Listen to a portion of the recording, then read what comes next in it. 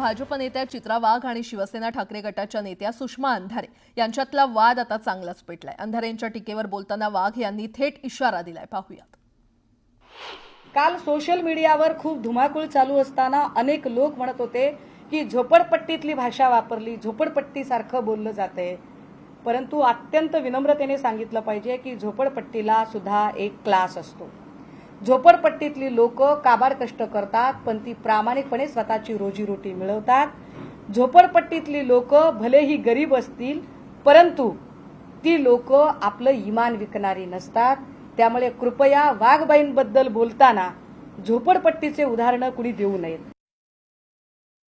यांच्यासारख्या नीच विकृती आज 26 वर्ष झालेत मला या क्षेत्रामध्ये तंगड्याला बांधून फिरते आणि आभार पण मानायचे या सगळ्यांचे, या नीच लोकांचे की यांच्यामुळे हे जसे हल्ले आमच्यावर करतात ना, यांच्या हल्ल्यांमुळेच माझ्यासारख्या हजारो महिला राज्यामध्ये अजून ताकदीने लढतात यांना उत्तर द्यायला। म्हणूनच मी म्हटलं आज ठेचलंय, परत नादी लागाल ना परत ठेचून काढीन। दरम्यान चित्रा वाघ पक्षप्रवेशासाठी उद्धव ठाकरेंकडे देखील आल्या होत्या असा दावा सुषमा अंधारे यांनी केलाय। त्यावरही चित्रा वाघ यांनी जोरदार प्रत्युत्तर दिलंय। काल त्या विचित्रबाईने किंचाळत असं सांगितलं की उद्धव ठाकरेंनी क्लीन चिट दिली का नाही ते विचारा, उद्धव ठाकरेंना विचारा तुम्ही।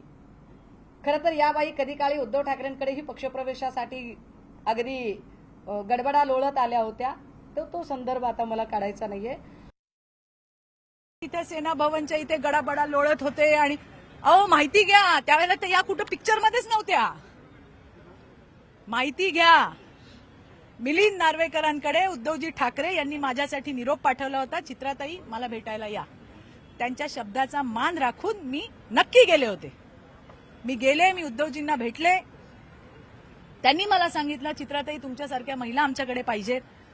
मी म्हटलं उद्धवजी मला विचार करायला वेळ द्या। आदित्य ठाकरेही होते, मिलिंद नार्वेकर स्वतः होते।